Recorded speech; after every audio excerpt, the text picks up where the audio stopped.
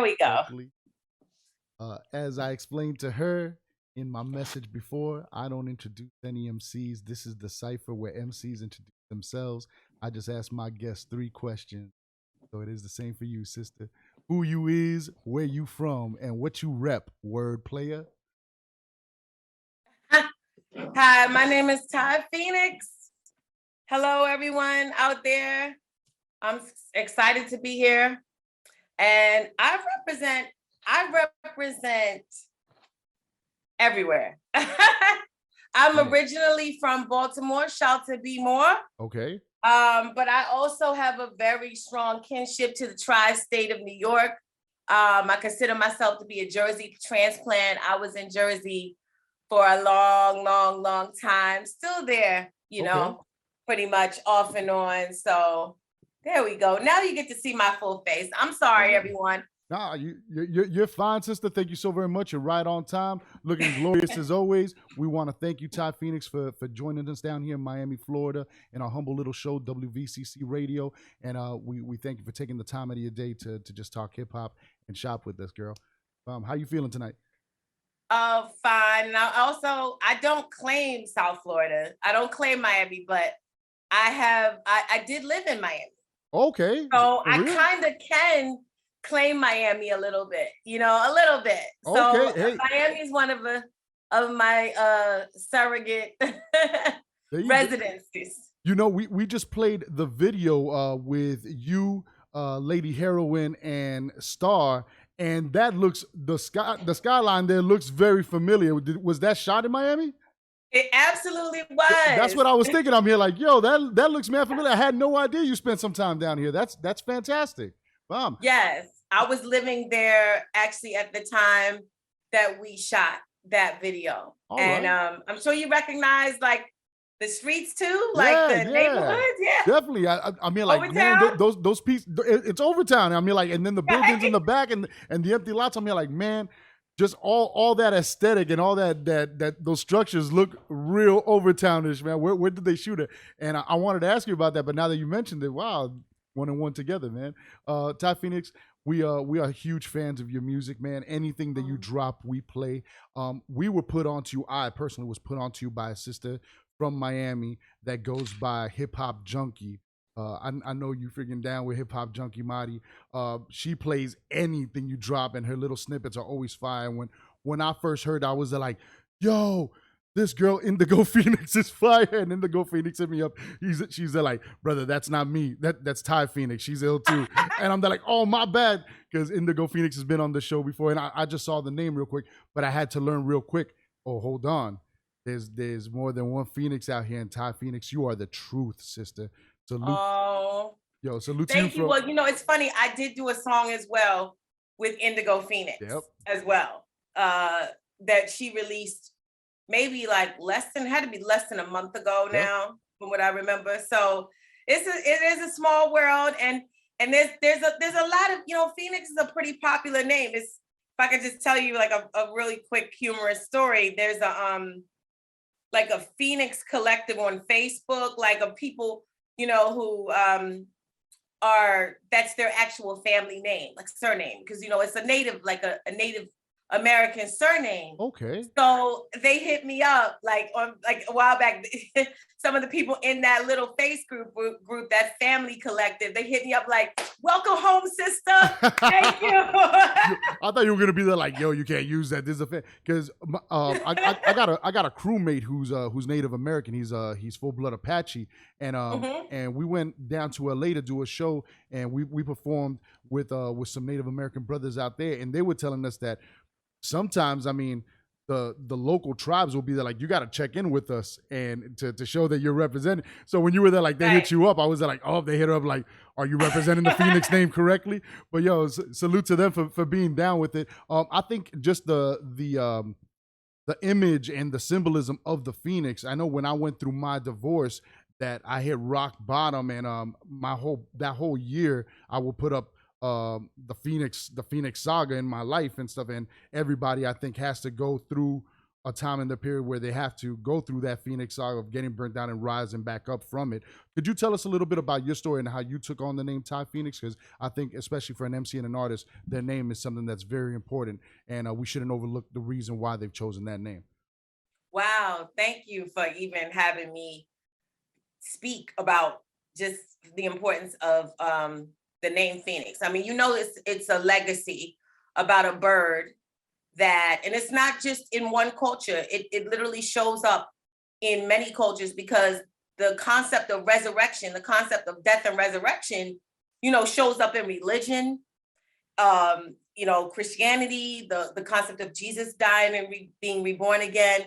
So the whole idea of just never really dying completely, you die to things that no longer serve you. You die when something has run its course, but you don't die. You like rebirth, you emerge newer, you emerge stronger, you emerge better. That's the whole concept of survival, right? So that story, the legacy of the Phoenix, it shows up in many different cultures. Again, many different religious groups have that. The resurrection story actually shows up in every religion in some way, shape, or form. But, people often overlook one of the other important factors of the Phoenix story is that the bird has a very unique song. The actual bird has a unique song. Okay. And when it goes into the fire, it comes out better and younger. See, it's actually like a whole eternal fountain of youth kind of thing.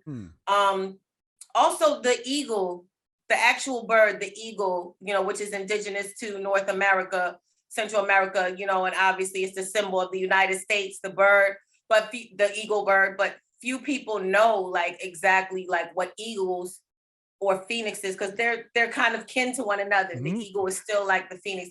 Few people know exactly what an eagle can do. It finds a storm. Like, for example, I'll just say one thing. It finds a storm. Most people, whether humans, animals, they see a storm, they run. Animals run for the hills. Humans run and take shelter. Eagles find the storm and fly over it. They fly over it. They fly at extremely high altitudes, as they fly at extremely high altitude. So and I've been kind of lately, when I'm actually thinking about something a lot, or it's on my mind, or there's something I'm supposed to be aware of, I'll start attracting information about that thing. Okay. So on my YouTube timeline the other day, I saw a video pop up called 10 Things We Should Know About the Eagle. So it just gave this video gave all of these very rare yet important facts about eagles. They don't eat dead things. They don't eat dead things. How they talk about a bird, eating the carcass of dead animals. Yeah, they actually swoop down in the water and get the fish while it's still living. So they won't go, oh, this fish is dead. Oh, this, this. No. They're natural hunters and stuff. No, they're natural hunters. It was a very, and if anybody's watching and you care about eagle medicine or the eagle totem, in Native American culture, it's called a totem when you study the actual meaning and significance of an animal. So if an animal crosses your path, whether it's a possum or whether it's the iguana, like you're in Miami, you're supposed to research the totem of that animal to find out why you and that animal crossed paths and met in that moment. That animal has something to teach you. So the eagle medicine or the eagle totem has been really surfacing consistently in my life. And I've actually seen a few eagles in physical reality. Wow. Lately. So yeah. Yo, sister, I'm all on your vibe. I mentioned my brother Eckham. We're a group together called Native Slang. He lives out in New Mexico. I flew out there to record with him, visit him for a week, and he picked me up in Denver. And as we drove down, as we were driving, he would keep on patting his head and his chest, and I'm there like, "What is that you keep doing?" He's like, "Oh, I saw another hawk." I'm there like, so he's like, the hawk is our totem. He's like, the hawk is our animal, my family's animal. Whenever I see one, it's good luck, and I got to do my little wave or whatever. I'm there like, okay. And on our album cover, we picked our animals, and his was the hawk, and mine was the iguana, the Miami, wow, the Cuban iguana wearing a guayabera. So now that you blessed me with that gem, I'm gonna actually go back and study my totem, man, and see what the iguana has to teach me, man. I also want to have some iguana stew, but that's beside the point and stuff. They're invasive here, man. We got them like everywhere. But, I want to get a little bit into your past. What was it like growing up in Baltimore, and when did you make the move over to Jersey? Growing up in Baltimore, well, as you know, Baltimore is a very popular city. But TV shows such as The Wire kind of brought a lot of attention and focus to Baltimore. And growing up in Baltimore was very warm. Like, Baltimore's a warm city. It's a city where, there's some places like popular urban cities in the United States where you walk down the street, some people may not speak to you because people are busy. They have places to go, things to do. They're late, they got to catch trains. Baltimore's a city where everybody, you say hi, people are going to speak back. Okay. So it was a different environment then, of course, growing up than it is now because times change. But I've always been musically inclined as a child. So growing up musically inclined and artistically inclined as a child, that makes your childhood a little different, things that you're involved in on the daily, on the weekly and stuff. I played for the people at home the video for was it oh man, what was it? Fly 1 second, I got it right here. Skybound? What is it? The Skybound? I think no. The one that you're on top of the roof, the Skybound. Yeah. You're on top of the roof with your keyboard. So are you trained in piano and stuff? Did you grow up playing piano? Tell us a little bit about that, man. Because for me, I got 6 kids now. All my kids, I try to put them into something, but I gave up because they cried too much and they complained too much. For a person to grow up classically trained in piano, that's I mean, you put in hours, man. That's hating life as a kid. But I always say you hate life early, so later on you could wow them because it's something else. Could you tell us a little bit about your journey growing up musically? Sure. So I was classically trained. Where you have piano every Tuesday and Saturday from 4 to 5:30. Okay. There's a method. I'm not even sure if people still utilize this method who study piano, but there's a method called Suzuki Method. That's, I had a teacher who taught me through what's called Suzuki Method. Google it if you can, if you have time and you're bored, and Google Suzuki Method. But that's how I learned piano. And then after a while, maybe after 13, 14, I didn't have to go to lessons. I feel like I didn't need lessons anymore. I already knew, I trusted my ear. I can read, so if you put a sheet of music in front of me, I can tell you oh, this song is in C sharp major. This song is in D flat minor. I can tell you. So I actually studied piano, like I said, and not in school. I didn't go to an art school, like Baltimore School for the Arts, like Tupac did, or Jada Pinkett. These people graduated from Baltimore School. I wasn't in an art school. I went to a regular private all-girls school. But I was studying music, like I said, at home, just in my private. I had a private teacher. Okay.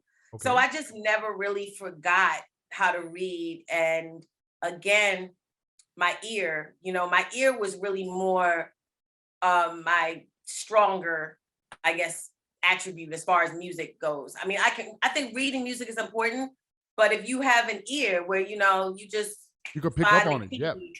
Yeah. So I really, I didn't feel like I needed to take lessons continually, even though now that I'm more mature in life, I'm a seasoned adult, I can say that I don't care how great you are at anything, you can always study it. You can always sign up. If Herbie Hancock was giving a class or something, I'm not gonna not go to the class because I'm gonna, you should always sit at the feet of masters to take note. Listen to her, guys, dropping gems. This is a girl who learned how to play piano on the back of a motorcycle. I got some people out there like, Ty Phoenix was learning on a Suzuki. No. No. Suzuki sounds. No, I'm sorry, Ty, man. I'm off the cuff with the jokes. No, that's funny though. When did the love for the pen get introduced, and when did that start growing, and when did you start putting that into practice?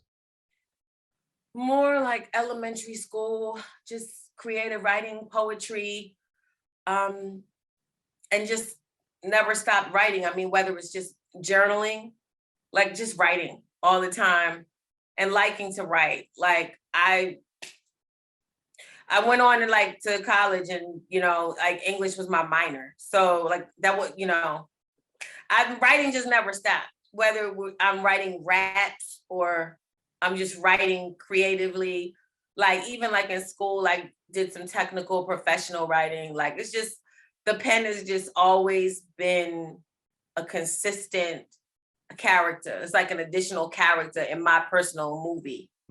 So that's your familiar. Yeah. Wow. Yo, and your writing is superb, sister. As we sit there listening to the bars that you drop, there is no word wasted. You do not need to mimic anybody else or write like. I mean, all your punches are unique. Your everything that you set up with your rhymes is nasty. As I was listening to this last mix of them, I was trying to write down some of the bars, but I'm like, I'll never remember them, and I'm gonna make them sound bad. But could you tell me and the people at home how important it is for you? We heard a bunch of your solo joints, and then we heard joints like the joint you did, the Kill Bill 3 with Lady Heroine and Star. We're about to play the joint you did with the Artifacts and the homie Venomous 3000 that you just dropped that video. Wow. That video is fantastic, yo. And I mean, I love your verse on that, is killing it. When I played that 2 weeks ago when it dropped, everybody lost their mind, and I'm there like, we got her coming up in a couple weeks, and they're like, what? I mean, we've been excited to have you here. Could you tell us what it's like for you? Because some people might not know. I didn't know until doing my research today, but you were actually a member of the Polyrhythmatics. Am I right?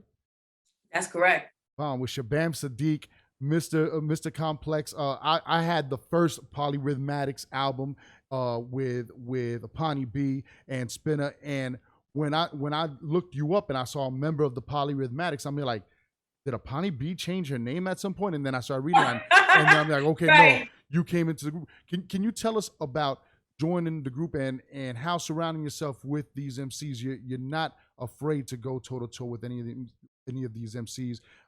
Lady Heroine in the underground is seen as one of the greatest female MCs, and your verse is fantastically fitting next to hers, man. Can you tell us a little bit about building with these great MCs and developing your sword with them? Oh, absolutely.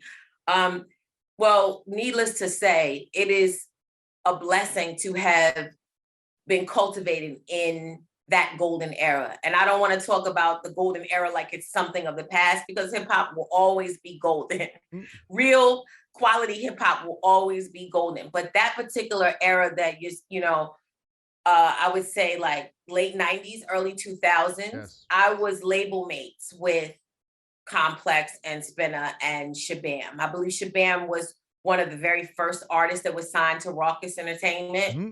And then, of course, later on, Spinner was signed there. I was signed there. So we all kind of were navigating that circle at that time. It was a very, very unprecedented time in hip hop. Mos Def, Talib Kweli, they were all Pharoah Monch. These are all lyrical giants, pariahs, and we were all label mates. So to be in that era, in that whole cipher, that whole energetic cipher at that time was priceless. So we just crossed paths. And Apani, she did, I love Apani B. Fly, by the way. She's as a person, as a beautiful MC person. We actually spoke recently, right.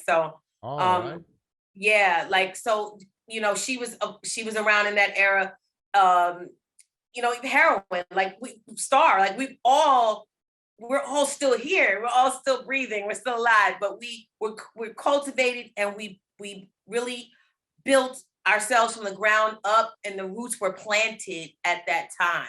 So it's just awesome to still do songs you know, like Kill Bill. It's awesome to like, you know, the song you mentioned Indigo Phoenix earlier, that song Shabam is on that song. Yes, so so it was like an unofficial kind of semi reunion almost with he and I mean, that's her song, but when we both were featured on it, but still just, you know, life coming full circle over and over again. So I can't, you know, you say it, just describe like just being around those particular artists and MCs and those, you know, particular artists who actually genuinely love hip hop, like not just as a business, you know, but they love it, like it runs through their blood. And, you know, you pick up the impressions and the vibes of the circles that you float in. Okay. You pick up, you know, the energy of, you know, the people with whom you interact and connect. So just being in that whole sector with MCs who were so committed to writing, like that was the first priority, not just, well, I got to get a song that's #1 on the Billboard and I got to have a hook that sounds like that person's hook because that song took off and now the labels want everybody. So I got like, no, those MCs were like, we're just making good music. We're just making quality lyricism. And that's a requirement. It's not something you stumble on.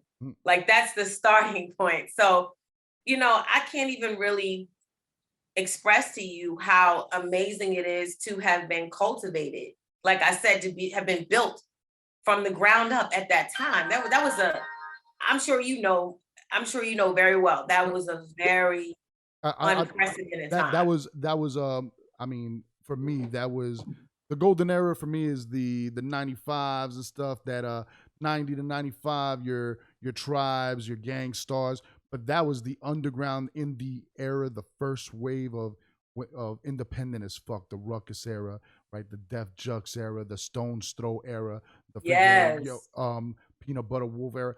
It was just so much dope hip hop and a circle that stood against, because what you're talking about, the label saying you need to sound like this, that was at the height of that. That was when the labels were monsters, and now Jay-Z and the whole Rockefeller movement was proving, and all the guys down south were proving that if you follow this model, you'll be rich. Why are you fighting being rich? Yep. Why do you want to be a broke rapper? You want to be a backpack rapper, or do you want to be rich? And in that, you guys stayed pure, man. And I want to commend you, because I remember what attracted real heads like me and cats in college at that time that were sick and tired of the hip hop that was pumping out of the radio and what they were turning our hip hop to. And what we respected about the underground were that these cats paid homage to our roots. They paid homage to the KRSs, to the Cool Hercs, right? To the Zulu nations, right? They paid homage to where we came from the foundation. And because of that, we seem to have that wave that came in now. I like to believe that we're in a new renaissance. And the cats that were at that time being the vanguard, right now, you guys are goats to us. You guys are gods to us. Wow. Right. And only because during that whole time, even when the independent market might have dried up or taken a different shift with streaming or whatever, you guys stayed true to it. You never sold out. And because of that, now you're in a position where we look up to you guys. I mean, I remember saying, wow, Def Leppard could still tour at freaking 70 years old, right? Mm-hmm. And I believe that a lot of you cats, if you want, could still go to these cities and full crowds because you've paid the dues and you stayed true, man. I want to commend MCs like you, because you just stay true to the art, man, and your passion and making good music. And it wasn't staying true to making underground music. No, it was staying true to making good music with a good message. And sister, you are full of good messages. For anybody who doesn't follow you online on IG, you don't only do the MC thing, you are a nasty producer also, right? Can you tell the people at home a little bit about your production? I found out today that you dabble with even a little bit of house music, right? I do. The funny thing is, I actually love house music. Okay. Like, I mean, obviously haven't recorded and released a barrage of house music songs, but never too late, right? Oh, girl, we need that time. Girl, we need that TIYE PHOENIX in the clubs, man. Come on, that joke will bump in Chicago. I'm telling you, I really, there's just, I mean, classic house, classic like Chicago house, deep house, soul, gospel, as like, I really love that. And I have a clip. I was actually it's funny, I was in Miami, and the next time I'm in Miami, I'm gonna find you. Check us out, sister. Yo, this is fam down here. Check us out. I'll have a stage ready for you so you can rock, and we'll have you taken care of. Don't even worry about that. Oh, I would love that. Please. But if there's a clip on my page, it's not that old, you know, so you don't have to like scroll down like a whole bunch of rows. It was literally like maybe a couple weeks ago. Okay. I was in Miami, and I was like just feeling the vibes, and I just put a house production snippet up, but I rhymed on it as well. It's on my page. So, you know, there's ways, of course, to infuse hip hop in-house. Yes, you know? But yeah, as far as the production goes, yeah, definitely, like, you know, we spoke about my musical origins. So I've just always carried it with me, and I've produced music a lot. Not overly consistently. I do rhyme on other people's production, obviously, but definitely I do produce. Half Woman, Half Amazing, you know, which, you know, was my solo album. That title cut, Half Woman, Half Amazing, I produced that. Okay. So, you know, but you'll be definitely seeing a lot more of visual snippets or, you know, excerpts. You know, Instagram obviously, you know, is great for that. It's great for that. I've found some amazing musicians and producers through Instagram. Yes, man. Yes. Yeah. So thank you. We'll be seeing a lot more production. I wanted to ask you, because just like you found amazing musicians and producers that I'm sure you started networking with, have you been contacted with folks who want to start working with you and on you producing for them? And is there any music that we could look forward to that maybe you're on the production side that we might have not known? Well, there are, let me see. There's a couple artists that have definitely reached out, and well, it's not a secret because it's on my page. I'm in a collective called Royal Priesthood. And that is a collective established by Killer Priest. Oh shit! My bad for go ahead. Okay. Yeah. Killer Priest, and there's other MCs in it as well. Zodiac Kill Ripkin. I don't want to miss. There's other. It's a collective. Okay. Of just very eclectic, highly metaphysical, scientific MCs. So, you know, whereas you say, you know, I'm consistent with delivering a message in my music, that's like that situation is where it's turned up. It's highly, like I said, highly metaphysical over there. Word. Quantum physics, like, you know, sciences. Yeah. Because as you know, I'm an astrologer too. Yes, ma'am. So. We're gonna talk about it. We're gonna talk about it. Yeah. And I'm sorry. I was actually pivoting into. I was gonna go into the astrology and your brand, but I said, hold on. I didn't touch on the production part, and I definitely wanted to touch on the production part. Could we hopefully be hearing any Royal Priesthood over TIYE PHOENIX beats? I think so. I think so. Yo, we'll see. Any Royal Priesthood joints that you have coming out, please send it our way to WVCC Radio. We fucks with Killer Priest the long way. Anything, yo, and we speak metaphysics over here, so it's all good, baby. Let's since we do sprinkle the language, let's get a little bit into it, sister. I was joking with my friend that I was gonna ask you to read my tarot card, but I'm afraid that you're gonna tell me I'm freaking dying of cholesterol, freaking overload and stuff, so I don't want to go into that. But you do every day on your YouTube live, on your IG, share motivational messages, share astrology messages, and just information about your signs.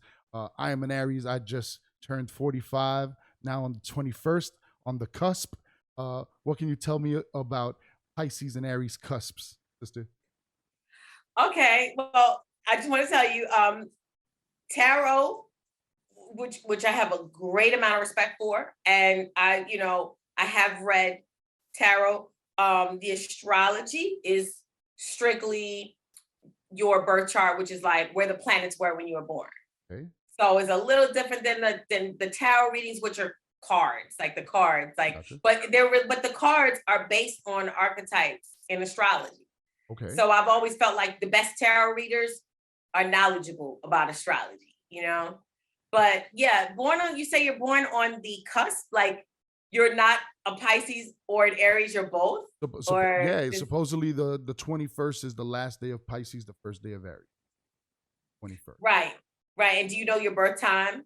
I think it was, Mom, what time was I born? I think I was born at 8:30 something.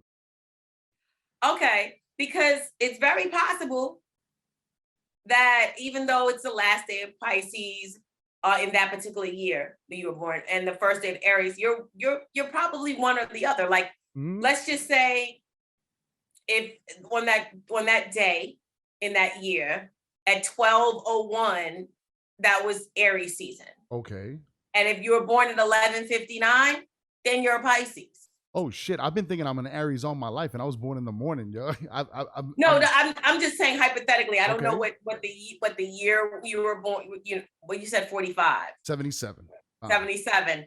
Okay, I do know a little bit about the outer planets in your chart that year. But say for just hypothetically, let's say your birth certificate says you were born at 8:29. Okay. And 8 p.m. or whatever. And Aries season started at 8:36 p.m. Okay. Then you're technically a Pisces because it wasn't Aries season yet. All right. So I know sometimes people go, I can see how you said the cusp, but no, you were born in one season or the other, even though that would be the very end of Pisces season. You'd still be a 28, 29 degree Pisces sun. So we'd have to read you like that. But then, of course, when we say, oh, he's an Aries, she's a Sagittarius, he's a Virgo, we're talking about the sun. That's it. The sun was in Virgo when that person was born. The sun was in Aries when you were born. The sun was in Cancer when I was born. But we have a moon, we have a Venus, we have a Mars, we have a Pluto, we have a Saturn, we have a North, we have like. What was the rest of the family doing? What was going on? Like you have the sun, you might have the sun in Aries or Pisces, like we said, we don't know, right? Mm-hmm. So we asked Mom, hey, Mom, shoot down that birth time. No, but like your Venus could be in Taurus. Okay. You have a very distinct, powerful voice. Taurus rules the throat. I don't know. Maybe you have Venus in Taurus. Your Mars, because Venus, by the way, is not going to be too far away from your sun. So your sun is in Aries. So your Venus is either in Aries or Taurus, or it's in Aries or Pisces, or, it's not going to be too far away usually from your sun. But your Mars could be, who knows where your Mars could be an Aquarius, like me. And then, that would be your drive, determination, your passion, that's your Mars. So all of those things play into it. So it's not as simple as when you open up your horoscope or your horoscope app and it's like, oh, you're in Aries and this is all it is. And I mean, they're all really generally something touching, right? And I always find it surprising that everybody can read it and be like, that's me, right? But then the thing is that they don't read the one that's the Sagittarius ones are like, oh, but that's me too, right? But there's a lot of things that you could share of a lot of different signs, right? Yeah, like that. You made an excellent point. Like you read the horoscope in back of a magazine or on some blog site, and it's like, oh, today Sagittarius is a good day for you to go outside and enjoy the weather and But again, there are people who have the sun in Sagittarius and they have the moon in Gemini, which means their sun and moon are opposite each other. So then there are people who have the sun in Sagittarius and they have the moon in Virgo. Like all the different placements in our chart define us. So it's what can you tell the people at home? And real quick, so we could take a step back, and then I want to ask you an important question about, I think, collectively as a society and as humanity, we've gone and felt a shift into a new age, a new era, and we've felt a lot of changes over the last couple of years, right? I want to talk a little bit about that, but before that, what was it that led you into astrology and led you just into doing the knowledge and seeking truth and digging deeper, man? Because everything, especially in our generation, everything is meant to just keep us at surface level, dumbed down, friggin' really sugar-based friggin' information. What made you seek something deeper, sister? Wow. I've been studying astrology in secret, in private, for many, many, many years. And honestly, not to sound generic, but it's in my chart. Aquarius placements usually in a chart, and sometimes Pisces as well, can reflect the interest you have in the otherworldly, arcane, metaphysical sciences, or just that sort of, like I said, the higher realms of information. And I'm just aware of the fact that regardless, we live in a 3D world, we live in a physical world, everything happens in the metaphysical first. Everything culminates in the metaphysical and the spiritual realm. As it is above, so down below. That's right. Universal law of correspondence, as above, so below. So it really, even if you're not naturally interested in, I guess if it's not your thing, it's not your chart, it's not your thing. But it would make sense to me for everyone to be curious about exactly what happens in these spiritual realms that eventually trickles down and manifests in the physical, tangible world around you. So, that's really the main thing. Like you said, being in alignment with universal law, being knowledgeable and being in tune. Like your natal chart is your blueprint. It is your blueprint. It contains your challenges, your lessons, your past life experiences, your gifts, what type of partners you like, what type of friendships, relationships work best for you. Like I said, your difficulties, just the career sector of your life, all those 12 houses in that chart, they have significances directly related to you and why you're here and what you're here to do. And ultimately, like, the more you're in tune you are with that, and the more you're in tune with the cosmic weather itself, like, we're in Aries season, the sun is in Aries. Okay. So let's say you have the sun and Venus and Mars all in Aries. You have 3 planets in Aries. That means the sun coming through Aries over these next 30 days, it's going to touch your sun. That's a birthday. It's going to touch your Venus. That's a good day for you to get resources, deal with partnerships, maybe have a good food, good wine, because that's Venus. Also, maybe if you go to court, Venus rules Libra as well. Libra's the scales. So when you go, walk in a courtroom and you see the Lady Justice holding the scales, that's a picture in every courtroom around the United States. Like, so maybe you'll have some court related matters, or you'll be dealing with some legal issues or whatever. The sun's going to cross that day, might be favorable for you. The sun on your Venus, sun's on your Mars. Sun is action, expression. Mars is drive, determination, passion, force, and will. So if the sun crosses your Mars, that's a great day for you to do something. Go after it, not think about it, not overthink it. Maybe I should know. Sun's on your Mars, go for it. So the more you're in tune with not only your chart, but what's happening again in the cosmic weather, what's happening in the energy, then you're in tune, If I may ask, what in everybody's journey, they're studying and stuff, but there's something that happens to a life experience that's personal to that person alone. And nobody could tell you that you did not have that experience, right? You were saying that you studied it in secret for a long time. Was there a reason? Did you come from a religious background maybe, or right? I could feel that and stuff. I grew up in the church too, so I could see how that's looked on. So for you to still study it and knowing that there's that friction there, and to to risk that friction with your family and still go at it, there must have been a drive there. What was it that you experienced personally, or was there something that you'd like to share that you experienced that you could tell people? It works, man. It's like this. This is like how it is. And I mean, I could try to go against it, but it don't work if you go against it. Can you share with us? Sure.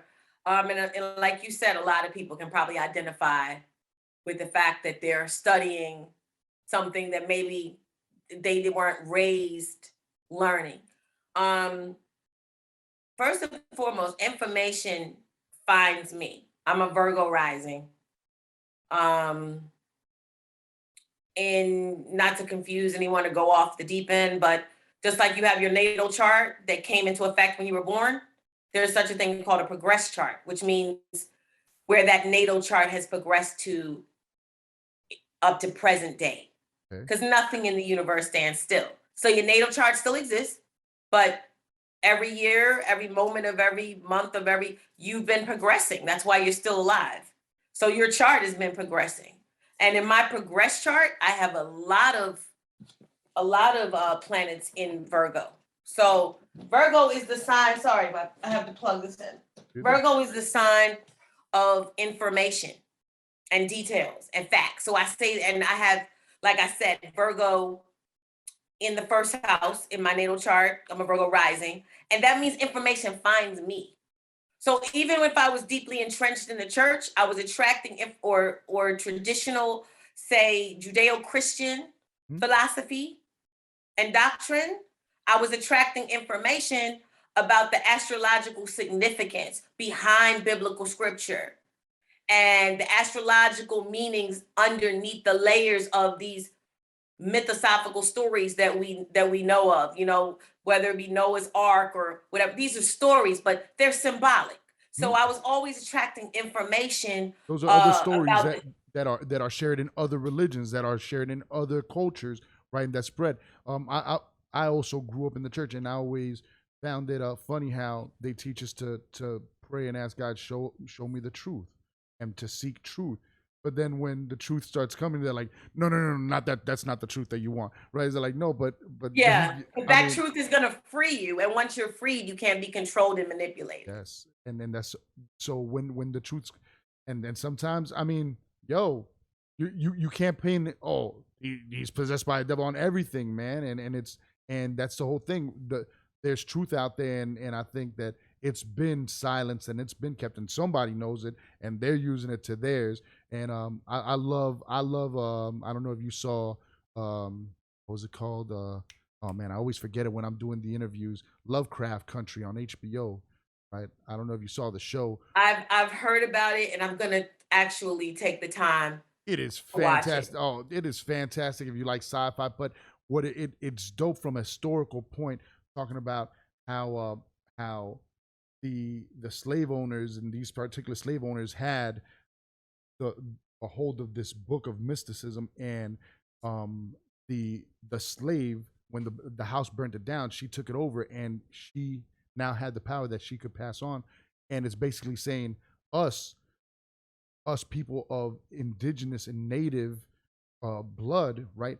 These are our spiritual ancestors that we have, that we could tap into. And if these guys are using this dark magic, right, and they've been conquering us for so long with it, then it's time to tap into something that we have, so that we stop getting conquered, man, right? Because they have an upper hand somehow, right? And it goes into that. And I think that the more that we expand our mind and look for truth, man, it only can empower us to go forward, right? And that's why I wanted you to share with the people at home how it was that you experienced it in a practical way, and how it's molded your life, because as we see, it's brought you nothing but success so far.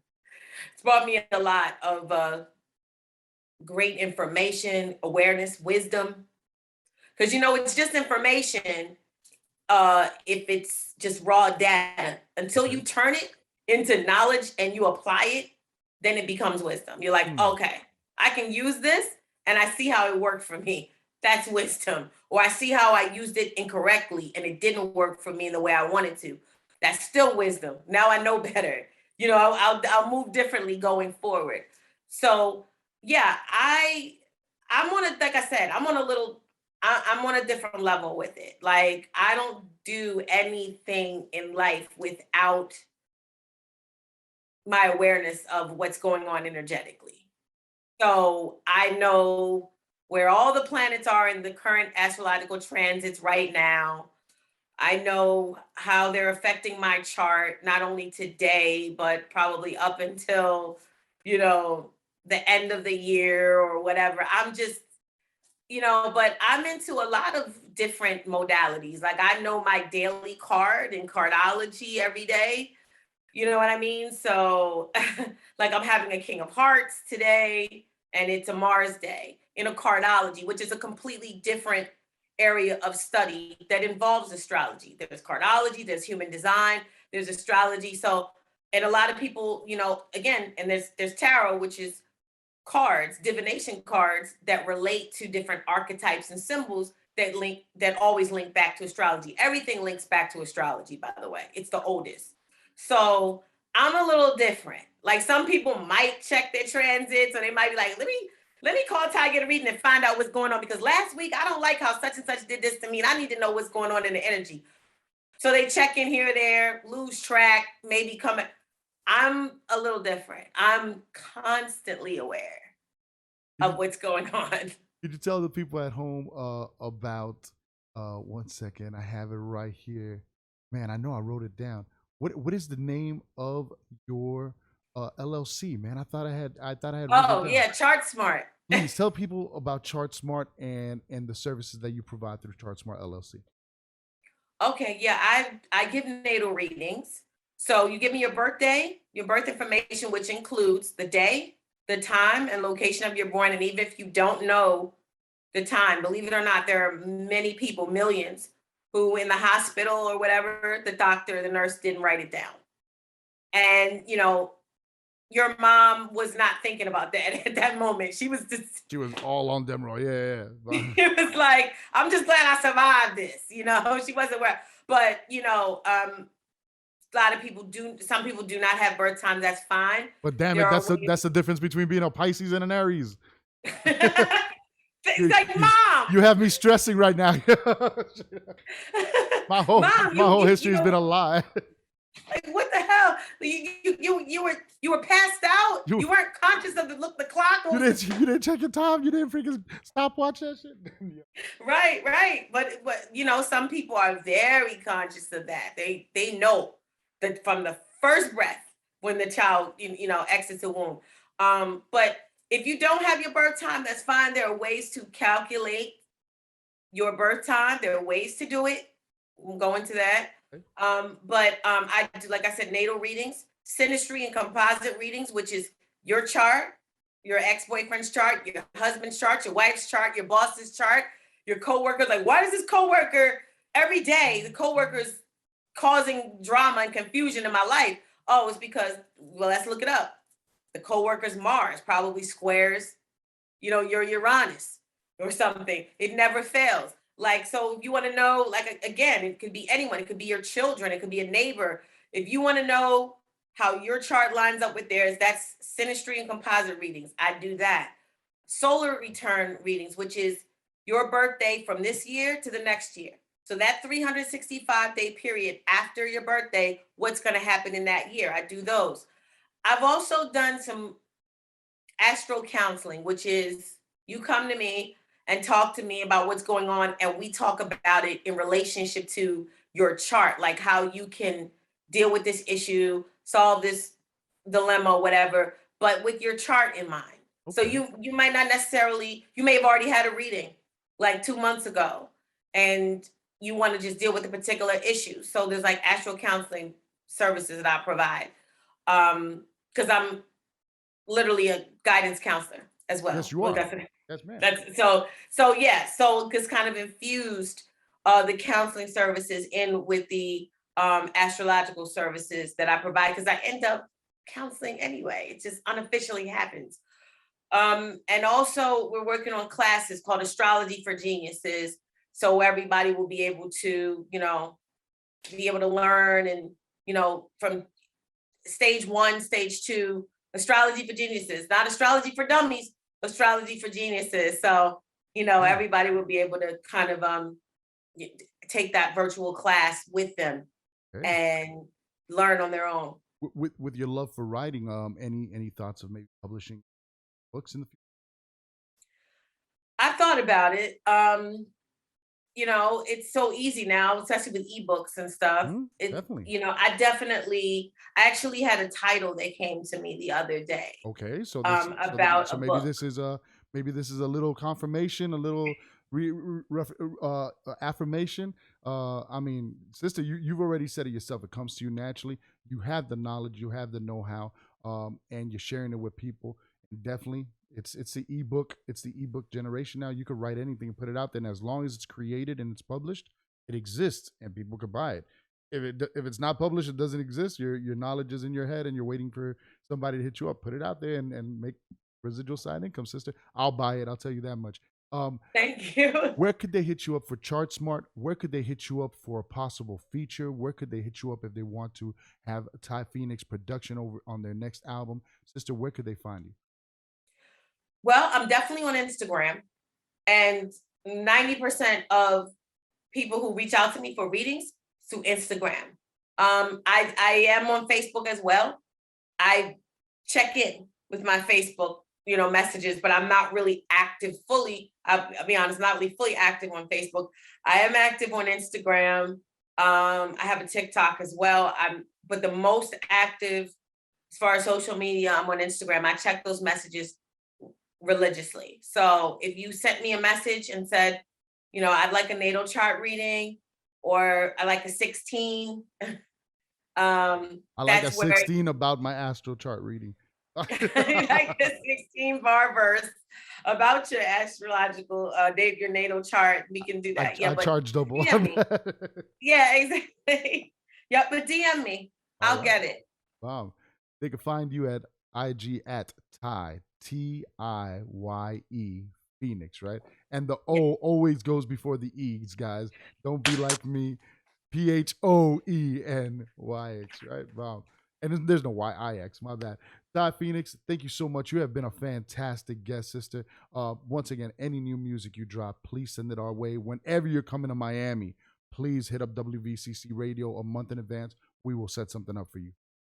Yes, and I want to say shout to Hip Hop Junkie. Earlier, I meant to say it. Shout to Hip Hop Junkie. Not only great hip hop aficionado, a wonderful human being. She's awesome. Tops, man. Adios tops. We love you out here. Can you do us a big favor? We just asked all our guests just to give us a quick shout so we can play the drop later. Let them know your name and let them know you're rocking with WVCC Saif Life. Can you say it just like that? Yes. Okay. What's up, everybody? This is TIYE Phoenix, and I'm rocking with WVCC Saif Life. Blow, blow, blow, blow, blow. Thank you so very much, sister. Wow. Yo, I'm gonna play that new joint with you, the Artifacts, Venomous 3000, and the homies. Thank you so very much for being with us here at the Cypher, sister. We can't wait to see you again. Okay, see you soon. Bless, bless. WVCC Saif Life Radio. That was the sister TIYE Phoenix. Let's play this new joint. It is called Hot Damn.